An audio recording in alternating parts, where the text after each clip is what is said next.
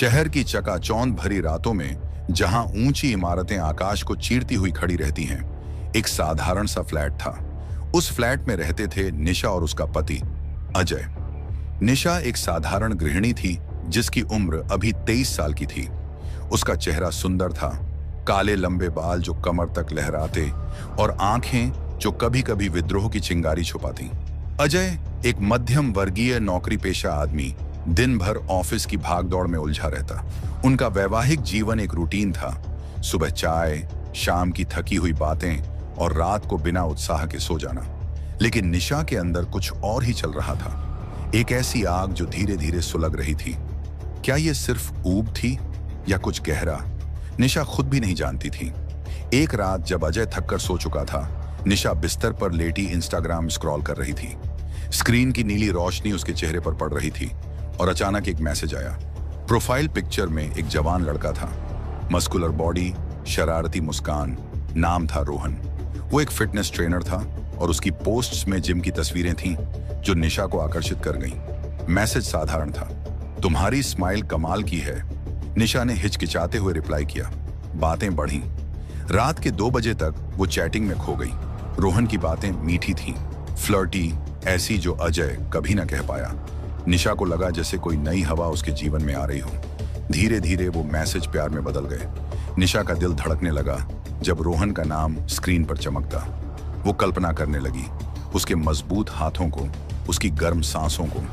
प्यार, शायद, या फिर सिर्फ एक भूख जो सालों से दबी हुई थी।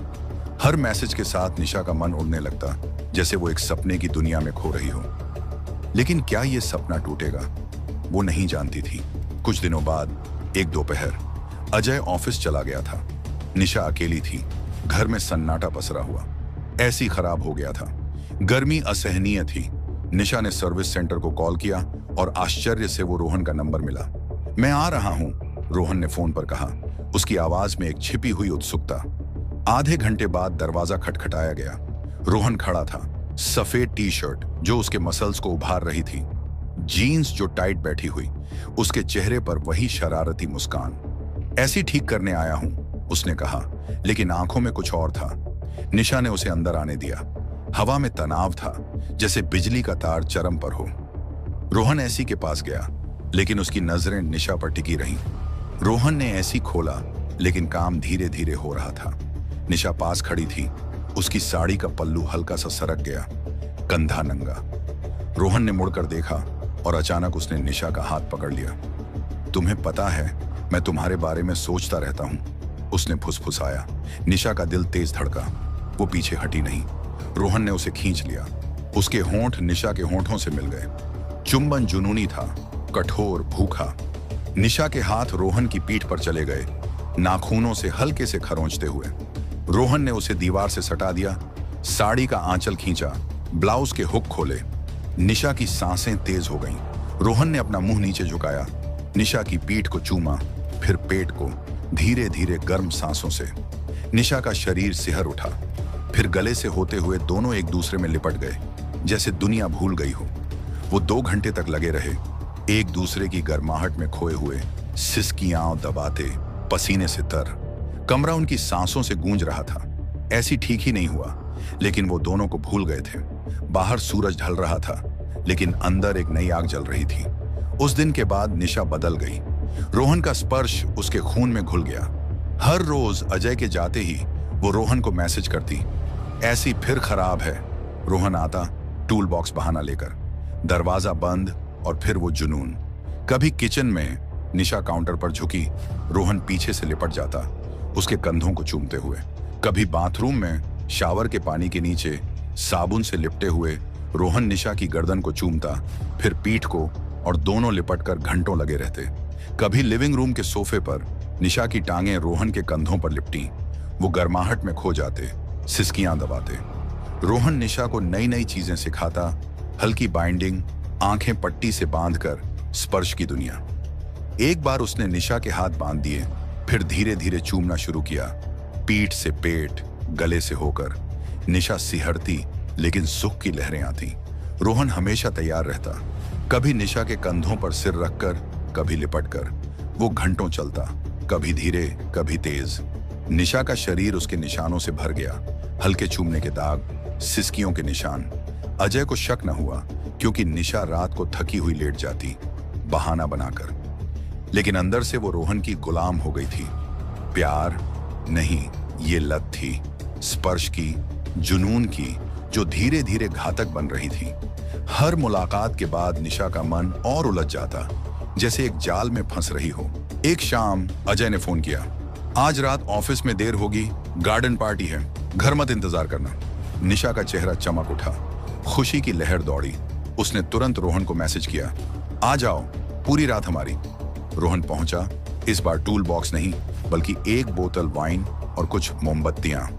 दरवाजा बंद हुआ और रात शुरू हो गई। पहले वाइन, निशा के होंठ गीले, रोहन ने चूमा, वाइन का स्वाद मिला। फिर बेडरूम, निशा ने अपनी साड़ी उतारी, लाल लहंगा पहना, वो जो रोहन को पसंद था। रोहन ने उसे बिस्तर पर धकेला, लहंगे को धीरे से खींचा। निशा पहले से उत्साहित थी। रोहन ने अपना मुंह नीचे झुकाया, निशा की पीठ को चूमा, फिर पेट को, गर्म सांसों से। निशा सिहर उठी, फिर गले से होते हुए दोनों एक दूसरे में लिपट गए। पूरी रात लगे रहे, कभी सोफे पर, कभी फर्श पर। रोहन ने निशा के बालों को सहलाया, कंधों को चूमा, और वो घंटों की गर्माहट में डूबे रहे। सुबह होने को थी, दोनों थक कर लेटे थे, पसीने से तर। बाहर पक्षी चहकने लगे, लेकिन अंदर सन्नाटा था, एक मीठा थकान भरा सन्नाटा। तभी दरवाजे की चाबी घूमी।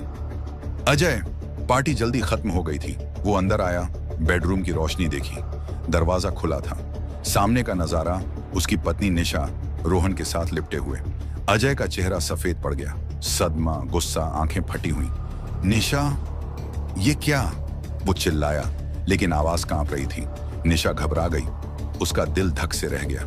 शरीर पर कपड़े बिखरे थे, रोहन का हाथ अभी भी उसकी जांघ पर। वो उठी, चादर खींची, लेकिन देर हो चुकी थी। अजय आगे बढ़ा, गुस्से में हाथ उठाया। तूने मुझे धोखा दिया। उसकी आंखों में आंसू थे, मुट्ठियां बंद। निशा पीछे हटी, डर से कांप रही। रोहन बिस्तर पर बैठा था, नंगा, लेकिन उसकी आंखों में ठंडक थी। वो उठा, चुपचाप। अजय निशा की ओर बढ़ा, गला पकड़ने को। तभी रोहन ने पीछे से कुछ निकाला, जेब से चाकू, चमकदार, तेज। बिना सोचे एक झटके में अजय की पीठ में घोंप दिया। चाकू गहराई तक गया, रीढ़ की हड्डी छू गया। अजय चीखा, लेकिन आवाज अधूरी रही। खून फूट पड़ा, लाल धारा बिस्तर पर। वो मुड़ा, रोहन को देखा, आंखों में अविश्वास। रोहन ने फिर घोंपा, इस बार पेट में आंतें कट गईं। अजय गिर पड़ा, बिस्तर पर। खून बहता रहा, गर्म, चिपचिपा। निशा चीखी, लेकिन रोहन ने उसका मुंह दबा दिया। चुप, उसने फुसफुसाया। अजय तड़प रहा था, हाथ पैर फड़फड़ा रहे, सांसें रुक रुक कर। रोहन ने तीसरी बार चाकू मारा, गले में। धमनियां कट गईं, खून का फव्वारा। अजय की आंखें खुली रहीं, लेकिन जान उड़ गई।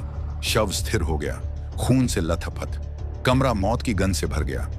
निशा कांप रही थी, लेकिन रोहन के स्पर्श में एक अजीब सुख था, डर और उत्साह का मिश्रण।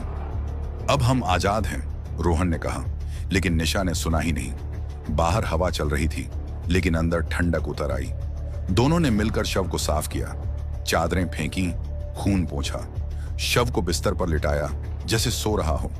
रोहन ने एसी को 18 डिग्री पर सेट किया। ठंडी हवा चलेगी, सड़न नहीं आएगी, लाश जम जाएगी, किसी को शक न होगा। निशा ने कमरा लॉक किया, चाबी जेब में। दोनों बाहर निकले, रात के अंधेरे में। फ्लाइट का टिकट पहले से बुक था, रोहन ने प्लान किया था। वो भाग गए शहर छोड़कर। निशा का दिल धड़क रहा था, लेकिन रोहन का हाथ उसे सुकून दे रहा था। रास्ते में कार में उन्होंने फिर से लिपट लिया, डर के बीच, खून की याद में। निशा सिहर उठी, रोहन की गर्माहट में। 8 दिन बीत गए, फ्लैट खाली पड़ा था। पड़ोसी सोचते शायद छुट्टी पर गए हैं। ऐसी लगातार चल रहा था, बिजली बिल चढ़ रहा। लेकिन नवंबर आ गया, सर्दी की शुरुआत। ऐसी ओवरलोड हो गया, खराब, बंद हो गया। धीरे धीरे बदबू आने लगी, सड़ती लाश की, मीठी कड़वी। पहले हल्की, फिर तेज। पड़ोसियों ने सूंघा, क्या है ये? एक महिला ने दरवाजा खटखटाया। कोई जवाब ना, ताला लगा था। बदबू असहनीय हो गई, कीड़े, मक्खियां। किसी ने पुलिस को फोन किया, पुलिस आई, ताला तोड़ा। अंदर कदम रखते ही नाक पर हाथ।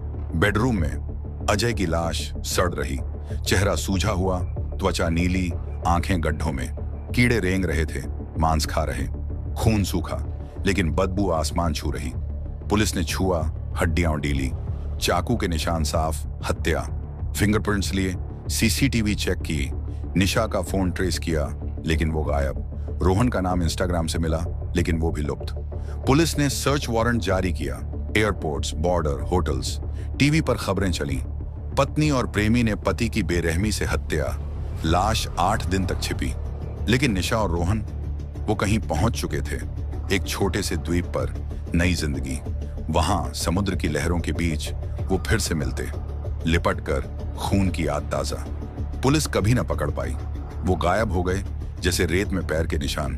प्यार नहीं, ये एक काला बंधन था, जुनून और खून का। शहर की वो रातें भूल गईं, लेकिन बदबू, वो हमेशा हवा में तैरती रही।